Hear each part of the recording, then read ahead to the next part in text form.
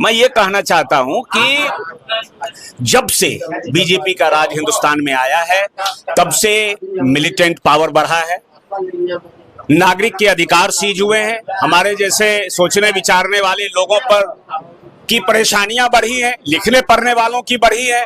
तो असल में गांधी केवल आजादी की लड़ाई के ही नायक नहीं हैं, वो इस देश की 140 करोड़ जनता, किसानों, गांवों और प्रकृति पर केंद्रित जो जिसे हम आध्यात्मिक हिंदुस्तान कहते हैं, उस आध्यात्मिक हिंदुस्तान के नायक भी गांधी ही हैं। स्वर्णिम विकसित भारत की यह मोदी टीम की झांकी है, 10 वर्षों में विकास की टेलर दिखी है, पूरी पिक्चर अभी बाकी है, पूरी पिक्चर अभी बाकी है। नमस्कार, मेरा नाम है सुनीति गिरी और इस वक्त हम लोग मौजूद हैं देश की सबसे हॉट सीट पर, एक ऐसी सीट जहां पर जनता की यानी कि देश की जो तमाम जनता है उनकी नजरें टिकी हुई है। देश की सबसे पवित्र और पावन भूमि बनारस में आज हम लोग मौजूद हैं और अगर हम एग्जैक्ट लोकेशन की बात करें तो यहाँ पर आज हम 80 घाट के पास जो पप्पू चाय वाला है उस दुकान के पास मौजूद है। और जिस तरीके से आप देख रहे हैं मेरे पीछे, मेरे हर तरफ यहाँ पर सभी बहुगुणी गणमान्य व्यक्ति बैठे हैं। मौसम जैसे जैसे बदल रहा है और गर्मी जैसे बढ़ती जा रही है, इस बीच हमको देखना ये है कि जो मौसम में बदलाव हो रहा है, क्या बनारस में इस बार बदलाव देखने को मिलेगा? क्या बनारस की जो जनता है वो बदलाव चाहती है या नहीं? नमस्कार सर, क्या नाम है आपका? उदय नारायण पांडे। उदय नारायण पांडे, क्या लगता है आपको कि गर्मी कितनी बढ़ गई है? मौसम बदल रहा है? मौसम तो हम कितना मौसम 93 साल उम्र हो गई, मौसम बहुत देखा गया है।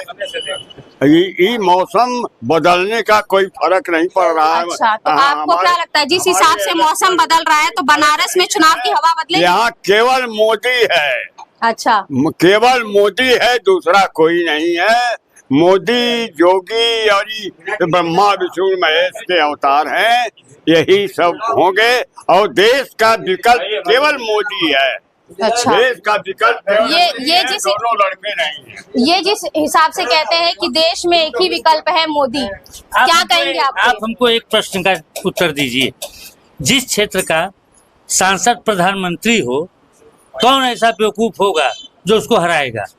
अरे तो कई लोग तो सैकड़ों साल से कोशिश कर रहे हैं। अच्छा, तो क्या लगता है कि बनारस की हवा बदलेगी? अगर कोशिश करने से इच्छा की पूर्ति हो जाए जी, तो देश की 150 करोड़ जो आबादी है, कोई कोशिश करने में पीछे नहीं रहेगा। लेकिन कोई राजा होता है, कोई रंक होता है। जी जी जी। तो कोशिश करने से कुछ नहीं होता जी। होता ये है कि आपका व्यक्तित्व ऐसा होना चाहिए। जिस आदमी ने पूरे दुनिया में हिंदुस्तान के इज्जत को बढ़ाया, यहाँ के पासपोर्ट की कीमत को भारी किया, उस आदमी के बारे में देश में सोचने की जरूरत नहीं है। ये जिस हिसाब से कहते हैं कि जो मोदी जी जब से आए हैं तब से देश की जो है दशा और दिशा दोनों बदल गई। एकदम सही कितनी सहमति रखते हैं? 100%। और मैं तो काशी में हूँ और दिल्ली जाता हूँ, यहाँ भी जा और क्षेत्रों में जाता हूँ। इतना विकास हो रहा है, इतना विकास। अब हमारा जो एयरपोर्ट है और अभी जो आपका बना है वो तो एकदम सब जो फॉरेन जैसे लगता ही नहीं है। अभी हमारे यहाँ मड़ुआडी स्टेशन बना है, आप चली जाइए तो जैसे लगता है कहीं विदेश में आप आ गए। हर जगह इतना विकास है। आप एयरपोर्ट जो बन रहे हैं नए, आप कहीं भी जाके देखिए। पहले हमारा लाल बहादुर शास्त्री एयरपोर्ट था, छोटा सा था, छोटी छोटी फ्लाइटें आया करती थी। अब देखिए कितनी सहमति रखते हैं चाचा, देश में विकास हुआ है? अरे देश का विकास तो विश्व स्तर पे हुआ है। सबसे बड़ा विकास देखिए हमारे संस्कृति। अच्छा, बनारस का विकास हुआ है? नहीं, बनारस तो हजारों साल से विकसित रहा है। अच्छा, उसको दबाया गया, रौंदा गया, तोड़ा गया तमाम आक्रांताओं द्वारा, और दुर्भाग्य है कि आजादी के बाद सरकारों ने भी इसकी अपेक्षा की है। अब उसको पुनः जीवित करके हम खड़ा कर रहे हैं। काशी तो अपने आप में जो है परम धाम है, ये शुरू से ही विकसित रहा, लेकिन जो अवहेलना किया गया उस अवहेलना पर ध्यान देकर सांस्कृतिक राष्ट्रवाद की जो परिकल्पना किया जाता था, वो सांस्कृतिक राष्ट्रवाद मोदी ने खड़ा करने का प्रयास किया। इसलिए हम लोग मोदी के साथ हैं। देश केवल भौतिक विकास से नहीं चलता है, देश का पहचान ये देश में विकास की बात करते हैं, बनारस में विकास की बात करते हैं, तो मैं आपसे ये पूछना चाहूंगी कि बनारस में महिला सुरक्षा को कैसे देखते हैं आप? क्योंकि ये वही बनारस है जहाँ पे BHU में भाजपा IT सेल के 3 लड़कों ने सरेआम बलात्कार कर दिया।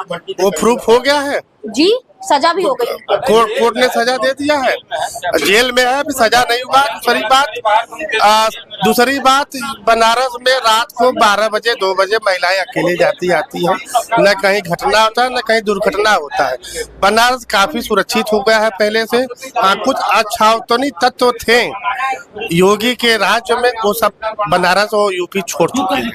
अब विकास रह गई बात, विकास जो हुआ है आप खुद ही आई होंगी, देखी होंगे विकास क्या नहीं हुआ ये पूछिए।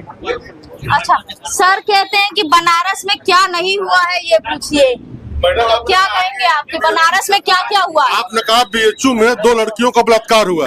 अखिलेश यादव के समय में भारतीय मूल की अमेरिकन लड़की के साथ दिन में 4 बजे सिर्फ बलात्कार नहीं हुआ था, सब कुछ हो गया, सब कुछ हो गया था। सोना भी बरामद हो गया, मोबाइल बरामद हो गया, लेकिन 5 लड़के जात विशेष लड़की की गिरफ्तारी नहीं हुई। अखिलेश यादव जी मुख्यमंत्री थे, रमेश यादव यहाँ एसओ था। वो लड़की जब गई है दिल्ली, वापस अमेरिका जाने लगी तो मोदी जी के कार्यालय में शिकायत की, तब जाके एफआईआर हुआ। 1 महीने तक एफआईआर लड़की का नहीं हुआ था।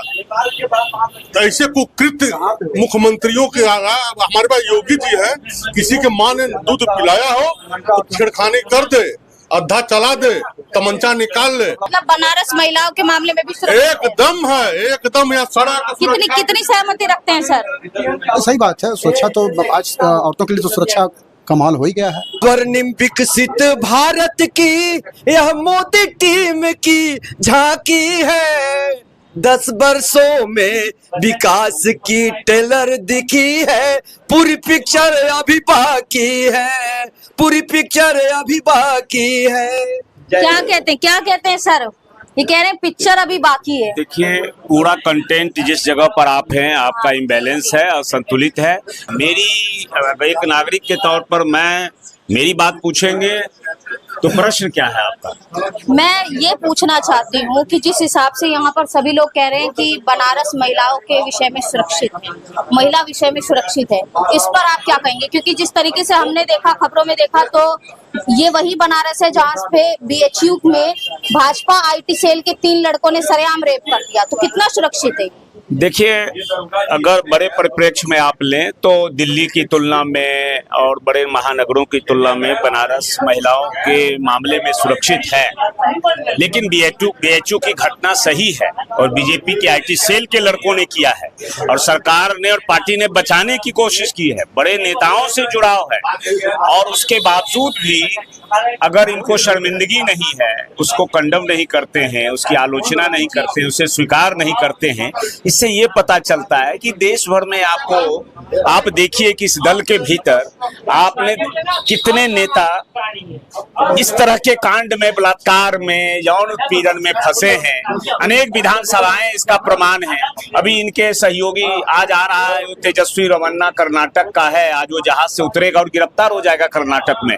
400 महिलाओं के साथ उसने किया, 2900। हाँ, 2900। तो चीजें हैं, लेकिन बनारस में कुल मिलाकर के देखें, शहर को अलग से देखें और बीएचयू को अलग से थोड़ा देखें आप अभी इस घटना को लेकर के। ये घटना तो बड़ी घटना है, तो यहाँ एक माहौल रहा है। इसका एक बड़ा कारण है कि ये आज से नहीं, एक सघन सिटी है। यहाँ कम से कम 60-70 सालों से फॉरेनर्स आते रहे हैं, देश के लोग आते रहे हैं, और यहाँ संगीत है, कला है, साहित्य है और डेंस आबादी है यहाँ की। तो और सब पारिवारिक की तरह जुड़े हुए हैं, रोजी रोजगार भी इनका पर्यटन का इसी से चलता है।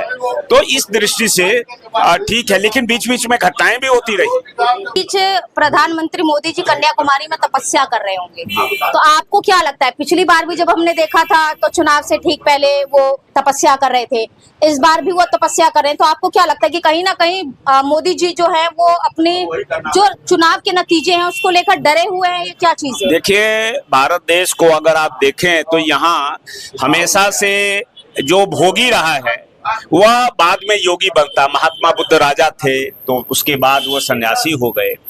मोदी जी पहले सन्यासी थे, सन्यासी से राजा हुए हैं, इसलिए बार बार उनको भीख मांगने वाले दिन 35 साल तक मांगा और साधना करने वाले दिन याद आते हैं। मौका नहीं मिलता है क्योंकि 10 सालों से कहते हैं, इन्होंने कहा है कि हम तो तो एक डरे हुए हैं मोदी जी या नहीं? देखिए, डरा हुआ ये मनोविज्ञान का प्रश्न है। अच्छा। और कोई दूसरा धंसकर उसमें नहीं देखता है, और हर कोई डरा हुआ है, पक्ष और विपक्ष, और हर कोई कॉन्फिडेंट में है कि हम जीत रहे हैं। अच्छा, ये भी जान लीजिए, एक अहंकार बोध भी होता आप है। कहते हैं कि दोनों जो पार्टियां हैं वो डरी हुई भी है, हाँ, मैं कॉन्फिडेंट इसलिए कह रहा हूँ कि कांटे की टक्कर है हिंदुस्तान में, आसान नहीं है चुनाव। आपको क्या लगता है? ये कह रहे हैं कांटे की टक्कर है। एकदम कांटे की टक्कर नहीं। कांटे की टक्कर नहीं है। है कौन बताइए? अच्छा, कौन सामने विपक्ष में कौन सा चेहरा ये लाएंगे आप बताइए? अभी तीसरी बार तो अजय जी फिर से कोशिश कर रहे हैं। तो कोशिश करने से क्या होता है? अच्छा, मोदी जी के सामने अब क्या बोला जाए, ठीक है, वो अब मोदी जी वटवृक्ष है। अच्छा, मोदी जी मतलब एकदम मतलब इस बार लगता है 400 पार जाएगा। 400 पार जाएगा कि नहीं ये नहीं जानते, लेकिन सरकार बन जाएगी। सरकार बन जाएगी। ये जिस हिसाब से कहते हैं, अगर आप कब 380 अगर आएगा तो आपको कहेंगे 400 पार नहीं है, कोई 10-20 कम प्रेस हो सकती है। अच्छा, मतलब 400 पार आए नहीं आए लेकिन सरकार बन जाएगी, भाजपा की बनेगी। क्या ये कहते हैं 400 पार आए नहीं आए लेकिन सरकार भाजपा की बनेगी? क्या कहते हैं इस पर आप? हम 4 पंक्तियां केवल वोटरों के लिए कहना चाहते हैं। अच्छा, बोलिए। जी जी बिल्कुल, जी जी। संदेश खाली में, और वो भी दलित महिलाओं के साथ क्या हुआ, अरे वन्या को तो याद कर लिए लोग, लेकिन संदेश खाली में कितना हुआ है? आंकड़ा भी तो बड़ा है। अजमेर में 91-92 में 1000 हिंदू लड़कियों के साथ दरगाह में बलात्कार हुआ। कांग्रेस के मुंह में लगवा लड़की के साथ एक मिनट सुनिए, किसी भी लड़की के साथ अगर बलात्कार हो रहा है तो पहले आप उसको हिंदू और मुस्लिम से जोड़ना बंद कीजिए। कई साल की संदेश खाली में जो दलित बेटियां थी उनके साथ, बहुओं के साथ बलात्कार हुआ। सुन लीजिए, आप ये कहिए दलित लड़कियां थी, आप कह रहे हैं हिंदू लड़कियों के साथ रेप हुआ। आप हमने दलित कहा था पहले, आपने मुसलमान किया। हाँ सुनिए, वो भी हिंदू लड़कियां, आप रिस्पेक्ट करो, हिंदू लड़कियां थी। और जो नपुंसक का दरगाह है उसमें 1000 लड़कियों के साथ बलात्कार हुआ था। कांग्रेस का जिला अध्यक्ष सब मुस्लिम था। अच्छा, उसके देख रेख में हुआ। क्या कहते हैं सर आप? क्या कह रहे हैं सर? क्या कह रहे हैं? ये पीएससी के सिपाही हैं और व्हाट्सएप यूनिवर्सिटी के अच्छे सदस्य हैं। अच्छा अच्छा। और रोज जहर उगल रहे हैं ये। अब इनका ये पक्ष है। और देखिए, बात मैं एक देश का सिटीजन नागरिक हूँ, और इस देश में कॉन्स्टिट्यूशन संविधान है, उसने हर नागरिक को जाति धर्म से ऊपर दर्जा दिया है संविधान में, तो मैं बांट कर नहीं देखता हूँ। एक बात। दूसरी चीज, स्त्री होती है, अगर उस पर जुल्म हुआ है तो चाहे मेरी बहन हो, माँ हो, या देश के किसी हिस्से में कोई हो, सब जगह न्याय होना चाहिए, दंड मिलना चाहिए, संविधान के भीतर होना चाहिए, और पार्टियों को कंडम करना चाहिए। मैं इससे सहमत हूँ। लेकिन मैं ये कहना चाहता हूँ कि जब से बीजेपी का राज हिंदुस्तान में आया है, तब से मिलिटेंट पावर बढ़ा है, नागरिक के अधिकार सीज हुए हैं, हमारे जैसे सोचने विचारने वाले लोगों पर की परेशानियां बढ़ी हैं, लिखने पढ़ने वालों की बढ़ी है। सर कहते हैं कि जब से मोदी सरकार आई है तब से नागरिकों के जो अधिकार हैं, तमाम अधिकार जो है वो छीन लिए गए हैं, जैसे कि लोकतंत्र। ठीक है, तो इस पर क्या कहेंगे आप? क्या कांग्रेस जो 75 साल थी उसमें लोकतंत्र था? अच्छा, पूछ रहे हैं सर कि जब तक कांग्रेस थी। देखिए, मैं एक नागरिक हूँ, इस देश के 140 करोड़। सर पूछ रहे हैं जब कांग्रेस थी तब लोकतंत्र की आजादी थी? बिल्कुल, कम से कम इससे बताइए। संसद भवन में करपाती जी महाराज जो संत समाज के राष्ट्रीय अध्यक्ष थे, यही बनारस के थे, उन्होंने गौ हत्या को लेकर संसद भवन में मार्च निकाला।